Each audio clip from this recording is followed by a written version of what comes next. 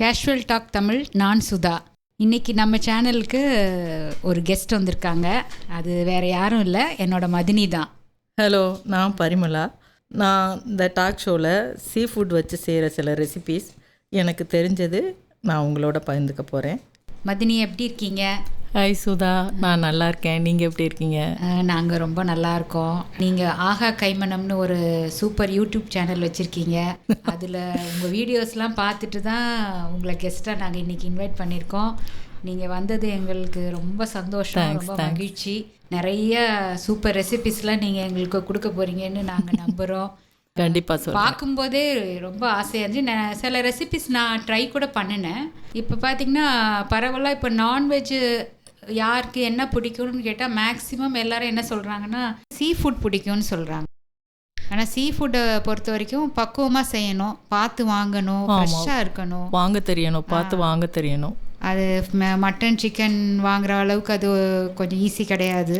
ஆமாம், நிறையா ஏமாற்றிடுவாங்க, பழசை கொடுப்பாங்க. அதனால் அது நல்லபடியாக பார்த்து வாங்கி பக்குவமாக சமைச்சாதான் அது நல்ல டேஸ்ட்டாக இருக்கும். இன்னைக்கு சீ ஃபுட் ரெசிபிஸ் எதாவது சொல்கிறீங்களா மதினி? கண்டிப்பாக சொல்கிறேன். நான் இன்னைக்கு சீ ஃபுட்டில் ப்ரான் ரெசிபி ஒன்று சொல்லலான்னு நினச்சிட்ருக்கேன். சீ ஃபுட்டில் நிறையா ஹெல்த் பெனிஃபிட்ஸ் இருக்குது, நமக்கு எல்லாருக்குமே தெரியும். அதுவும் குறிப்பாக ப்ரானில் குழந்தைங்களும் விரும்பி சாப்பிடுவாங்க. ஏன்னா அதில் முள் இருக்காது, நல்ல ப்ரோட்டீன் ரிச்சு, நிறைய சத்துக்கள் இருக்குது. நான் ஒரு சிம்பிளான ப்ரான் ரெசிபி இன்னைக்கு சொல்லலாம்னு நினச்சி வந்திருக்கேன். 1/4 கிலோ அளவு ப்ரான் மீட்டு எடுத்துக்கணும். இதை நடுவில் அந்த கீரல் போட்டு அந்த பச்சை நரம்பு எடுத்துடணும். எடுத்துட்டு நல்லா வாஷ் பண்ணி தண்ணி கொஞ்சம் புழிஞ்சு எடுத்து வச்சுக்கணும். எடுத்து வச்சுட்டு இதில் ஒரு 1/4 டீஸ்பூன் மஞ்சள் தூள், ஒரு டீஸ்பூன் உப்பு, 1 டேபிள் ஸ்பூன் மிளகாய் தூள், ஒரு 1/2 டேபிள் ஸ்பூன் பெப்பர் தூள், ஜிஞ்சர் கார்லிக் பேஸ்ட்டு ஒரு டேபிள் ஸ்பூன். இதெல்லாம் சேர்த்து நல்லா மிக்ஸ் பண்ணி கொஞ்சம் நேரம் நம்ம மேரினேஷனுக்காக வச்சிடணும். ஒரு மீடியம் சைஸ் பெரிய வெங்காயம் நீல வாகில் கட் பண்ணி எடுத்துக்கணும். கொஞ்சம் கருவேப்பிலை, பொரிக்கிறதுக்கு தேவையான எண்ணெய், அவ்வளோதான்.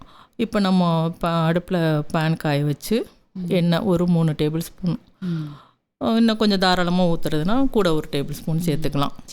எண்ணெய் காஞ்சதும் கருவேப்பிலை போட்டு நான் கட் பண்ணி வச்சுருக்கிற ஆனியன் போட்டு கொஞ்சம் ரோஸ்ட் பண்ணணும்.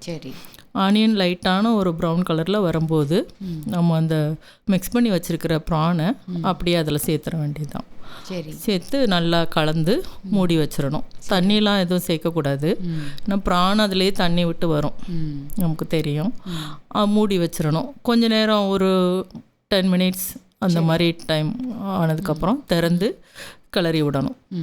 கலந்து விட்டு தண்ணி வற்றி இருந்ததுன்னா நமக்கு போதும், இல்லைன்னா கொஞ்சம் நேரம் திறந்து வச்சு நல்லா கிளறி சுருளை வச்சு இறக்கிடணும்.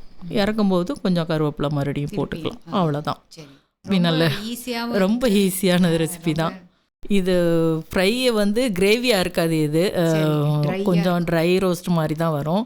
இது பேர் ஒன்றும் இல்லை, நாங்கள் வீட்டில் செய்கிறது தான் சிம்பிளாக. பொதுவாக வறுவல், ஆமாம், யாராவது வறுவல்னு கூட வச்சுக்கலாம், நம்மளே புதுசாக பேர் வச்சுக்கலாம். பொதுவாக ப்ரான் ரெசிபிஸ் எல்லாமே செய்கிறது ஈஸி தான், ஏன்னா சீக்கிரம் குக் ஆயிரும். குக்கிங் டைம் ரொம்ப கம்மி, அப்புறம் அந்த மசாலையும் நல்லா அப்சர்வ் பண்ணிக்கும் சீக்கிரம். அதனால இது ப்ரான் ரெசிபிஸ் எல்லாமே மோஸ்ட்டாக ஈஸியாக தான் இருக்கும், சிம்பிளாக. இது நம்ம ப்ரான் வறுவல்னு வச்சுக்கலாமே. ப்ரான் வறுவல் வச்சுக்கலாம். நான் கண்டிப்பாக இதை நெக்ஸ்ட் டைம் ப்ரான் வாங்கிட்டு நான் ட்ரை பண்ண போகிறேன். ஆமாம், ப்ரான் வந்து நமக்கு 2 வகையாக கிடைக்கும். ஒன்று சி மெட்டீரியல், இன்னொன்று கல்ச்சர் ப்ரான் சொல்லுவாங்க. அது வந்து பாண்டில் வளர்ப்பாங்க, வளர்ப்பு இறால்னு சொல்லுவாங்க. இதுதான் நமக்கு லார்ஜ் குவான்டிட்டியில் கிடைக்கும். நமக்கு அதிகமாக கிடைக்கிறது இந்த கல்ச்சர் ப்ரான் தான். டேஸ்ட் வைஸ் 2 நல்லா இருக்கும். ஆனால் டிஃப்ரென்ஸ் இருக்குமா மணி? கலர் வந்து அந்த வெரைட்டி பொறுத்து தான் டிஃப்ரென்ஸ் வரும். மற்றபடி இதுக்கு கலர் பெருசாக டிஃப்ரென்ஸ் இருக்காது. ஆனால் கடல் இறால் வந்து இன்னும் கொஞ்சம் டேஸ்ட் அதிகம்தான். அது அதிகமாக கிடைக்காது, கொஞ்சம் ரேர் தான். என்ன மாதிரி இவ்வளோ சிம்பிளாக சொல்கிறீங்க? நீங்கள் சொல்கிறத பார்த்தா 5 நிமிஷத்தில் இந்த டிஷ்ஷை செஞ்சிடலாம் போல். இதை சும்மாவும் சாப்பிட்லாம், ரைஸுக்கும் சாப்பிட்லாமோ? தொட்டு சாப்பிடலாம். ஆமாம், ரைஸுக்கு நல்லா இருக்கும். டிஃபன் வெரைட்டிக்கு அவ்வளோவா செட் ஆகாது, ஏன்னா இதில் கிரேவி அதிகமாக வராது, கொஞ்சம் ட்ரை ரோஸ்ட் மாதிரி தான் வரும். ரைஸ் இந்த ஒரு குழம்பு வச்சு ரைஸு குழம்பு வச்சுருக்கோம்னா இதை சைடிஷாக வச்சுக்கலாம். அப்புறம் ஸ்நாக்ஸ் மாதிரி கூட சாப்பிட்றதுக்கும் நல்லா தான் இருக்கும். ப்ரான் ரோஸ்ட் ரொம்ப நல்லா இருக்கு, ரோஸ்ட்டும் நல்லா இருக்கும்.